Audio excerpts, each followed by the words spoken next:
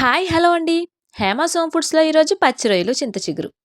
పచ్చి రొయ్యల్లో చింత చిగురు వేసి వండారంటే కూర చాలా బావుంటుంది.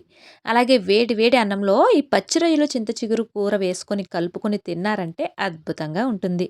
మరి పచ్చి రొయ్యలు, చింత చిగురు ఎలా వండాలో చూద్దాం. దానికోసం ముందుగా చింత చిగురు తీసుకోండి. తర్వాత పచ్చి రొయ్యలు. వీటిని శుభ్రంగా ఒలుచుకొని కడిగి ఒక పక్కనుంచుకోండి. స్టవ్ వెలిగించుకొని ఒక కళాయి పెట్టుకొని దానిలో రొయ్యలు వేయండి. వేసి దీనిలో కొంచెం పసుపు, అలాగే కొంచెం సాల్ట్ వేసి ఒకసారి కలుపుకొని మూత పెట్టుకోండి. మూత పెట్టుకొని ఒక 5 నిమిషాల తర్వాత మూత తీయండి.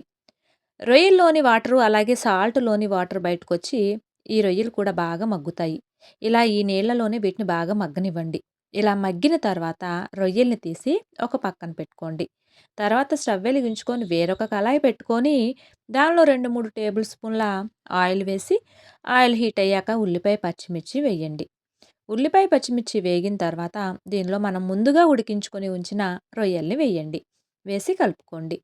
తర్వాత దీనిలో మీ రుచికి సరిపడినంత సాల్టు, అలాగే కొంచెం పసుపు వేసి ఇంకొకసారి కలుపుకోండి. తర్వాత దీనిలోకి మసాలా ముద్ద కోసం అల్లం, వెల్లుల్లి, చెక్క, లవంగ, ధనియాలు వేసి ముద్దలాగా చేసుకొని దీన్ని ఈ రొయ్యల్లో వేయండి. వేసి మసాలా అంతా పచ్చివాసన పోయేంత వరకు వేయించుకోండి. తర్వాత దీనిలో కారం వేయండి. చింత చిగురు పుల్లగా ఉంటుంది కాబట్టి కారం కొంచెం ఎక్కువే పడుతుంది. కారం వేసి ఒకసారి కలుపుకోండి. కలిపిన తర్వాత దీనిలో చింత చిగురు వేయాలి. చింత చిగురుని బాగా నలుపుకొని ఒక పక్కనుంచండి.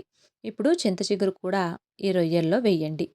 వేసి ఒకసారి ఈ కూరంతా కూడా బాగా కలుపుకోండి. ఇలా కలిసిన తర్వాత ఒక 5 నిమిషాల పాటు ఇలాగే మగ్గనివ్వండి. మగ్గిన తర్వాత దీనిలో ఒక అర గ్లాస్ వరకు నీళ్లు పోసుకోండి. నీళ్లు పోసుకొని ఇంకొకసారి కూరంతా బాగా కలుపుకొని మూత పెట్టుకొని ఒక 10 నిమిషాల పాటు ఉడికించుకోండి. ఇలా ఉడికిన తర్వాత మనం దీనిలో వేసిన ఆయిల్ అంతా కూడా బయటకొస్తుంది. ఇలా పైకి వచ్చిన తర్వాత ఆయిల్ అంతా కూడా స్టవ్ ఆఫ్ చేసుకోండి. అంతేనండి. పచ్చి రొయ్యలు, చింత చిగురు కూర రెడీ అయిపోయింది. వేడి వేడి అన్నంలో ఈ కూర వేసుకొని తిన్నారంటే చాలా అద్భుతంగా ఉంటుంది. ఒకసారి మీరు కూడా ట్రై చేసి టేస్ట్ చేయండి. ఈ వీడియో గనుక మీకు నచ్చినట్లయితే నా ఛానల్‌ని సబ్స్క్రైబ్ చేసుకోండి. Thank you for watching.